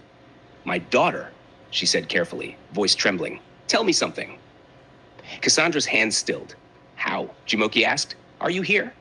The kitchen fell quiet. Even the pot seemed to listen. Cassandra swallowed. "Mama," she said softly, "I fought the battle of life and death for myself." Jumoke's breath hitched. "There was a place," Cassandra continued, eyes distant now. Not darkness, not light, something in between, like waiting. Hayun's knife paused midair. "And I was tired," Cassandra whispered. "So tired, I wanted to sleep, but something wouldn't let me." Jumoke's hand trembled as she reached for the counter. "Someone came," Cassandra said. "Someone familiar." She lifted her eyes to Zion, who stood in the doorway. "Renuka." Zion froze. "My spirit was wandering," Cassandra went on, voice steady despite the tears slipping free. "And she saw me. Your mother saw me." Zion's chest tightened painfully. "She didn't speak at first," Cassandra said. "She just held me. And then she said, 'You're not done, my daughter.'" Jumoke pressed a hand to her chest. "She guided me," Cassandra whispered. "Out of the limbo, into the light. She told me my children still needed their mother, and my husband still needed his wife." Zion's eyes filled. "She said," Cassandra added softly, "Tell my son I kept my promise." The kitchen broke open with tears. Jumoke pulled Cassandra into her arms, rocking her the way she had when nightmares ruled childhood. "I was angry," she sobbed. "I was angry at God, at your father, at hope." Hayun stepped forward, placing his hand gently on both of them. "I told you," he whispered in Korean, "some souls walk more than one road. The feast." They ate together that night. Everyone. Laughter threaded carefully through tears. Plates overflowed. Glasses clinked. Zion raised a toast. "To the women who carried us," he said hoarsely. "In life and beyond." They drank. Asha leaned toward Cassandra. "The jollof is perfect," he said softly. She smiled. "Your grandma supervised." Eleonora reached for her hand under the table. Asher bowed his head briefly, respectful, not just to his mother, but to something older, deeper. That night, the Weeb Amleal house wasn't just wealthy, it was blessed. Ancestors had walked through it. Love had survived death. And Cassandra, reborn, believed, finally home, understood something at last. She hadn't returned alone. She had been sent. Chapter 17, When the Dead Give Permission. The table had gone silent. Plates sat half-eaten. Forks rested where they had been dropped. Even the children, who rarely stayed still, were frozen in place. Jumoke looked at her daughter for a long moment before speaking again. "My daughter," she said softly, voice steady but eyes shining. "Tell us plainly." She reached across the table and held Cassandra's hand. "How are you back?" Everyone leaned in. Zion, the children, Hayun. Even the walls seemed to listen. Cassandra took a slow breath. As I stood in the limbo between heaven and earth, she began, her voice calm but distant. I was wandering, not walking with feet, but with memory, with longing. Her eyes lifted, unfocused now. There was no pain, no body, just awareness. And I was tired. I thought my story had ended. She swallowed. Then I saw her. Zion's breath caught. Mrs. Wabamliel, Cassandra said gently. Your mother. A soft gasp moved through the room. She didn't look sick, Cassandra continued. No cancer, no weakness. She was strong, whole, glowing in a way I can't explain. Zion closed his eyes. She called me by name, Cassandra said. And she said, why are you standing here when your family is still calling you? Eleanora's hand flew to her mouth. She told me, Cassandra went on, that Zion needs me, that my children need me. She said it again and again, like she was afraid I wouldn't hear it. Her voice trembled. We walked together for a long time, talking, remembering, looking. For what? Asha whispered. For the light, Cassandra replied. Hayun nodded slowly, as if this confirmed something ancient. When we finally found it, Cassandra said, tears sliding down now, it was small at first, like a door barely open. She turned to Zion. And then, Ma, your mother pushed me. A sharp inhale rippled through the room. Not roughly, Cassandra added quickly. Gently, purposefully. She smiled through tears. She said, go, I've raised my son. It's your turn again. Zion broke. His shoulders shook as he bowed his head, grief and gratitude colliding inside his chest. And then, Cassandra finished softly, I fell. Silence, heavy, holy, and I'm back. Jumoke reached across the table and pulled her daughter into her arms. Ah, she whispered, so the dead sent you back to the living.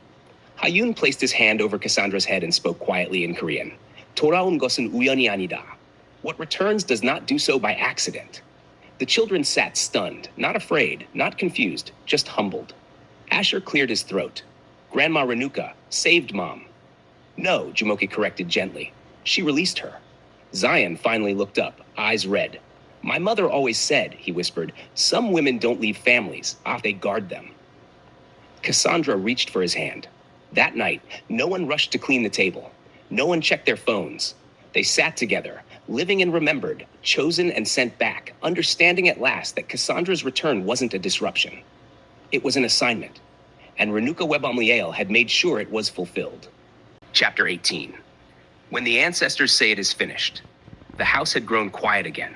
Not awkward, not tense, sacred. Plates were cleared, but no one had moved far from the table.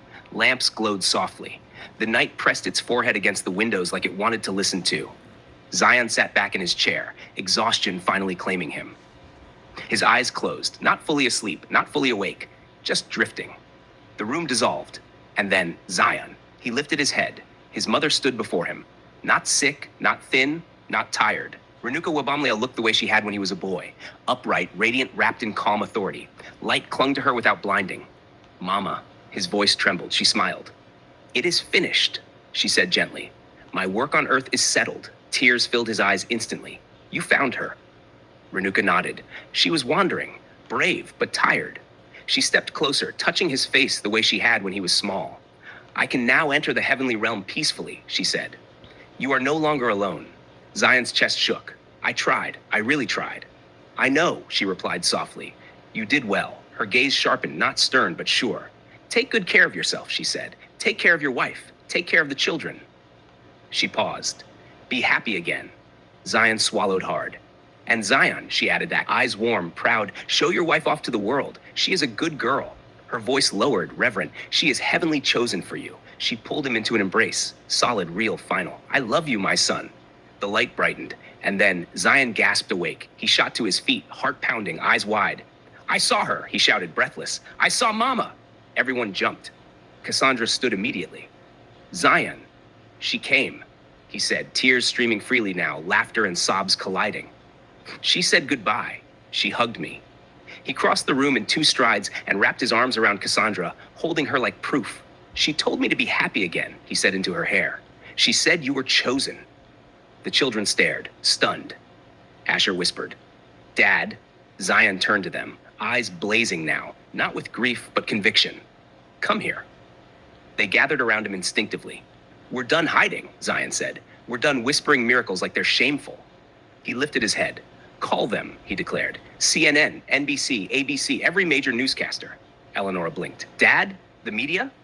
Yes, Zion said firmly. The outside world must discover the miracle of the Wamliel today. Asha's breath caught. You want them to know about Mom? Zion looked at Cassandra, at the woman who died, at the woman who returned, at the wife heaven itself had sent back. Yes, he said softly. They will know. Cassandra's heart raced. Zion, she whispered, are you sure? He smiled at her, the full smile she hadn't seen in 20 years. My mother released you, he said. Now I will present you. Outside, the night was quiet. Inside, a family stood blessed, claimed by the living and the dead alike, and by morning, the world would never be the same again. Chapter 19, Proof Under the Sun. By sunrise, Riverside was already awake. Satellite trucks lined the street like metal birds. Cables snaked across manicured lawns. Security tightened, gates widened, and the Weebamiel home, once a private sanctuary, became the center of the world. CNN, NBC, ABC, BBC, Al Jazeera, the miracle had crossed oceans overnight. Inside, Cassandra stood between Zion and the children, hands trembling despite the calm she wore. Cameras flashed through the windows like distant lightning. Are you ready? Zion asked softly. She nodded. I was sent back. I won't hide. He squeezed her hand. They stepped outside together. The noise was immediate. Questions shouted, disbelief crackling in the air. Mr. Wabamliel, how do you explain this? Mrs. Wabamliel, were you declared dead? Is this a hoax? Is this science or faith? Zion lifted his hand. Silence followed, not because they were quiet, but because his presence demanded it. My name is Zion Wabamliel, he said steadily. 20 years ago, my wife died. I buried her. I mourned her. I raised our children without her. He turned slightly, placing his hand on Cassandra's back. And today, I stand before you with the same woman, alive. Gasps rippled through the crowd. This is not spectacle, Zion continued. This is my family. The children stepped forward. Asher cleared his throat. Meet our mother, he said, voice cracking. Asha laughed nervously through tears. She cooks better than all of us. Eleonora wiped her eyes. And she's real. The world leaned in. Then, a black car pulled into the driveway. The Wabamliel Attorney General stepped out, briefcase in hand, flanked by hospital representatives. He approached the podium. Over the past 72 hours, he announced, 4 independent DNA analyses were conducted across 4 hospitals in Riverside. A murmur rolled through the press. One test between Mrs. Cassandra Kim Wabamliel and each of her 3 children. Screens behind him lit up. 99.999% maternal match. Gasps turned into shouts. And a 4th test, he continued, between Mrs. Kim Wabamliel and her father, Mr. Ha-Yoon Kim. Another screen. 99.999% paternal relationship confirmed. Silence. The kind that only truth can create. There is no discrepancy, the Attorney General concluded. No fabrication, no substitution. He stepped aside. Zion moved forward again, emotion rising. Meet Cassandra Kim Wabamliel, he said proudly. My wife. The children burst into giggles and tears at the same time. Our mom, Eleonora exclaimed. She's really back. Asher laughed, wiping his face. Asha wrapped an arm around Cassandra. We checked. Science agrees. Cassandra laughed through sobs, overwhelmed by love and disbelief crashing together. Across the world, phones buzzed, news tickers exploded, churches prayed, scientists argued, skeptics fell silent. And in Connecticut, Veronica Smith watched the broadcast in stillness. She smiled. She came back, she whispered. Of course she did. From that day on, Zion didn't hide his family. He walked with Cassandra through boardrooms and charity galas, through campuses and conferences, through streets where people stopped just to look at the woman who returned from death. Hand in hand, everywhere, every day. Not as proof, but as pride, and as the world struggled to understand what had happened. The Wabamliel family stood together, laughing, crying, living, knowing one truth for certain. Love had outlived death. And this time, it came with receipts. Chapter 20, My Daughter in Love. The house had finally learned how to breathe again. The frenzy of cameras had moved to the gates. The miracle had been proven, repeated, dissected, debated. Inside, life slowed just enough to feel human. The car arrived without sirens. Zion looked up from the window and smiled softly. He's here. Cassandra's heart fluttered. Your dad? He nodded. Timothy Wabamliel stepped through the front door carrying nothing but himself. Tall, silver-haired, posture still straight from years of discipline and old-world restraint. His eyes moved slowly, absorbing the house, the noise, the change. Then they found her. Cassandra stood near the staircase, hands clasped, unsure of herself, in a way she hadn't been since she returned.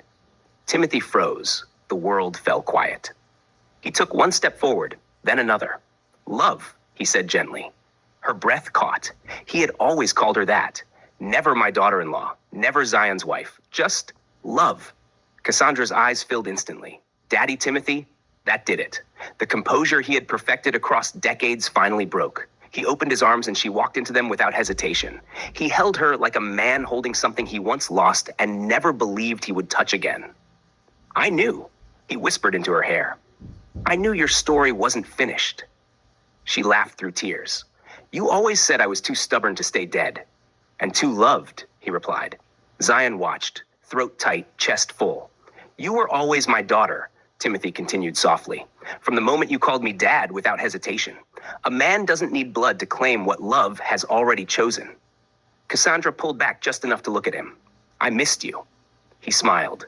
I talked to you every morning, even when you couldn't answer. They sat together later, quiet, no audience. Timothy listened as Cassandra spoke of limbo, of Renuka, of being sent back. He nodded, absorbing every word. She finished her work, he said calmly. Now she can rest. Cassandra reached for his hand. She loved you so much, he squeezed her fingers, and I will love you enough for both of us. The children hovered close, watching, learning what family looked like when love didn't bargain or compete. Timothy looked around the room, at Zion, at Cassandra, at the children. This house, he said, voice steady, has been restored. Zion smiled, emotion thick in his voice. Welcome home, Dad. Timothy nodded once, then turned to Cassandra again. My daughter in love, he said warmly, I'm glad you came back. And for the first time since she crossed back into the world of the living, Cassandra felt it completely. She wasn't just accepted, she was claimed. Chapter 21, Hybrid. That night, the house finally slept. Not the restless sleep of grief or fear, but the slow, earned kind that comes after truth has been spoken and held. Cassandra and Zion lay side by side, the lights dim, the world beyond the windows unusually silent after its long day of disbelief. Zion turned toward her, propping his head on his hand, studying her like she might still vanish if he looked away too long. You know, he said softly, there's something I've been meaning to ask you. She smiled sleepily. That sounds dangerous, he chuckled. Come back to work with me. Her eyebrows lifted. Work? Yes, he said, lowering his voice dramatically. Mrs. Koo. She burst out laughing, covering her mouth. Mr. CEO. The sound her laughter did something to him. He closed his eyes for a moment, just listening, like he was memorizing it again. I'm serious, he said. The empire grew, Cass. Different structure, different pace. I'll show you the ropes. She tilted her head. You don't think I'll slow you down? I think you'll remind me why I built it in the first place. She softened. But, he continued, you don't have to be there every day. You can work hybrid if you want. She blinked. Hybrid? He laughed. Right, 20 years. He shifted closer, voice playful now. Working hybrid means adopting a flexible schedule that combines in-office, remote, and on-the-go locations. Employees split time between the traditional office, working from home, or even another site. She considered this, eyes bright. So, she said slowly, I get to rebuild my career, catch up with our love life, be present for our children, and still run a global oil empire? Exactly, he said, grinning. She smiled, a full, satisfied smile. Hybrid works for us, Cassandra said. To catch up with love, family, and work. She exhaled, content. Pleasantly refreshing, she added. Zion reached for her hand, lacing his fingers with hers. Welcome back to the boardroom, he whispered. She squeezed his hand. This time, I'm not leaving. Outside, the night held steady. Inside, two partners, older, wiser, reunited, began again. Not from the beginning, but from now. Chapter 22, Saturday, Sunday, and Us. That night, the world finally fell away. Zion stood close to Cassandra, arms around her, breathing her in slowly, as if he were afraid the scent might disappear. You always smell good, he murmured. She cheeks, her closed eyes, the bridge of her nose, lingering at her neck like he was rediscovering a language he once spoke fluently. When he finally kissed her lips, it was unhurried, certain. She pulled back just enough to search his face. Are you sure? She asked quietly. He rested his forehead against hers. I've waited for this moment ever since you returned, he said. I was just waiting for the right time. His thumb brushed her cheek. I've missed you, Mdubs. Her lips curved. You only call me that in private. In public, you're Cass, he smiled, but you've always been my whole world. She chuckled softly and leaned back into his kiss. That night, they loved each other gently, without urgency, without fear. Two people choosing each other again, not because of destiny, but because of devotion. Saturday morning sunlight filled the kitchen. The table was loud with laughter, clinking plates, and overlapping conversations. Coffee brewed. Pancakes stacked high. Fruit bowls passed from hand to hand. Eleonora laughed at something Asher said. Asha stole bacon from Zion's plate. Cassandra watched it all with quiet joy, her heart full in a way she still wasn't used to. Later that day, they went out together. Mall hopping, shopping, window browsing, laughing like a family rediscovering its rhythm. Strangers stared sometimes, recognition sparking, but Zion just held Cassandra's hand tighter. That night, when the house grew quiet again, Zion and Cassandra found each other once more, easy, affectionate, familiar. Sunday morning came with calm. They dressed beautifully, effortlessly. Cassandra stood beside Zion as they entered the Grove Community Church. Hands joined, heads held high. Whispers followed them, but there was no discomfort, only peace. After church, they returned home and gathered on the terrace. The maid had prepared a feast, soul food alongside roti and curry oxtail, flavors blending cultures the way their family always had. Laughter carried into the afternoon. That evening, they gathered in the theater room. Lights dimmed, popcorn bowls passed around, wine poured for the adults, ice cream and candies for everyone. The sound of music played. Cassandra sang softly under her breath. Zion watched her more than the screen. At 10:30 p.m., one by one, everyone drifted off to their rooms. The house settled. And once again, Zion and Cassandra chose each other, quietly, lovingly, building memories not marked by loss, but by presence. By morning, nothing dramatic had changed, and that was the miracle. Chapter 23, First Day, First Test. The offices of Wabamliel Oil Corporation were alive with the usual hum of computers, ringing phones, and chatter of employees. But today, the air felt tense, like it was waiting for something to break. Cassandra walked through the front doors, dressed sharply, heels clicking against the marble floors.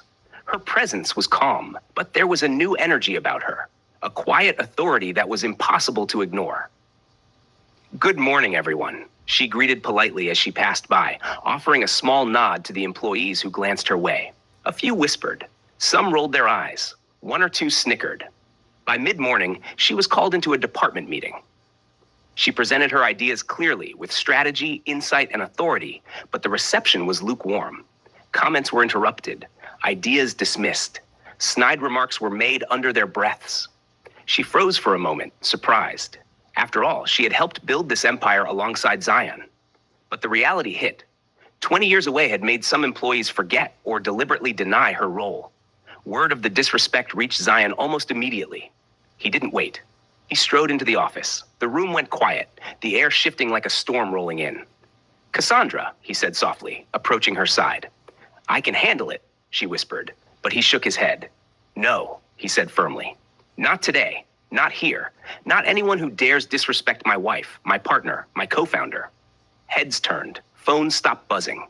The employees suddenly realized something serious was happening. Zion squared his shoulders, voice ringing like steel. "You all wouldn't have the jobs you have today if my wife hadn't helped me start this company in its early years. You wouldn't have the offices, the clients, the contracts, the empire. None of this would exist without her vision, her courage, her labor." He paused, letting it sink in. "The respect you give me should automatically be extended to my wife. She is no different from me, because she is my wife and your boss. Anyone who cannot or will not extend the respect she deserves can tender his or her resignation to the Human Resources Department immediately." The room fell silent. Then Cassandra, standing tall beside him, finally spoke. "I'm not here to punish anyone. I'm here to lead, to guide, to grow this company. Not just for me, not just for my husband, but for all of you. But respect is non-negotiable." A few heads nodded. Some cleared their throats nervously. A few employees quietly excused themselves. Zion placed a reassuring hand on Cassandra's shoulder. "Go ahead," he whispered. "Show them who you are." And she did. Meetings that had been tense before now flowed smoothly. Employees listened, questioned politely, and slowly, grudgingly, began to take her seriously. By the end of the day, the energy had shifted. The whispers were gone. Respect at last had been earned, not demanded, but backed by the presence of a man who loved her unconditionally and refused to allow injustice. That night, as Cassandra recounted the day to Zion, she laughed softly. "You didn't even let me finish my sentences," she said. "I didn't need to," he replied with a grin. "They had to see what I see every day." She leaned against him, heart full. "I feel powerful and loved, both at once. It's pleasant." "And deserved," he said, kissing her temple. For the first day back, Cassandra had not only stepped into her role as COO, but had also reminded everyone, quietly and fiercely, that she was indispensable, irreplaceable, and unshakably respected. The Wembley AAL empire had grown, yes, but the foundation, built of love, loyalty, and partnership, was stronger than ever. Chapter 24, Mrs. Co, or just Cassandra. The morning sun spilled into the Webamliel Oil Corporation offices, warm and promising, as if the building itself knew today would be different. Cassandra walked through the hallways, heels soft against the marble, clipboard in hand. But this time, there was no tension, no whispered snickers, no sidelong glances. Instead, she was met with smiles, nods, and small waves. Employees who had barely tolerated her presence yesterday now stepped aside politely, some even offering greetings she hadn't expected. "Good morning, Mrs. Go-O," one young analyst said shyly. Cassandra stopped, smiling warmly. "It's Cassandra, or Mrs. Webamliel," she replied. A cheer erupted through the office. "Boss!" someone shouted from across the room. "Yeah, that's fine too," Cassandra laughed, letting her voice carry with warmth. "Boss works." Heads popped up from cubicles. Phones paused. Even the receptionist grinned and waved. The change was palpable. By mid-morning, employees were approaching her, not with dismissal or doubt, but with questions, suggestions, and ideas. She listened attentively, gave thoughtful feedback, and offered guidance where needed. "I've never had a boss explain things this clearly," said one junior employee, almost in awe. "It's like she actually cares about how we grow." Cassandra smiled at him. "That's the whole point. Growth isn't just for me or for Zion. It's for all of us. Every idea, every effort, every mistake is a step forward." By lunch, the atmosphere had shifted completely. Employees now clustered around her desk voluntarily, asking for advice on projects, offering insights they had been holding back, and even joking comfortably with her. "Mrs. Sko, what do you think about this proposal?" One mid-level manager asked. "Call me Cassandra," she said with a playful smile. "Or Mrs. Webamliel. Or boss, whichever makes your workday brighter." Laughter filled the room. The tension of the past days evaporated like smoke in sunlight. One of the senior employees, quietly observing the shift, leaned over and whispered to a colleague, "I think she's the leader we've always needed, not just because of her position, but because she inspires respect without demanding it." By the end of the day, Cassandra had not only taken her place as COO, but had become a mentor, a guide, and a presence people genuinely wanted to learn from. Zion watched from the corner office, a proud smile on his face. "You did it," he said softly, stepping beside her as the last of the staff filed out. "I didn't do it alone," Cassandra replied, glancing at him with warmth and mischief. "They just needed a little reminder who I am, and that they should respect you," he said. Cassandra laughed, looping her arm through his. "Exactly. Now, let's get home. I think I deserve a little celebration with my family." Zion nodded. "A little celebration? And maybe some hybrid work planning?" She grinned. "Hybrid works perfectly, for work and for love." As they walked out together, the employees waved and even clapped. "Bye, boss," they shouted. Cassandra turned, laughed, and waved back. "See you tomorrow, team. Let's make this empire stronger, together." And just like that, the workplace that had once doubted her now looked up to her, not just as a leader, but as a mother, a mentor, and the heart of the Webamliel empire.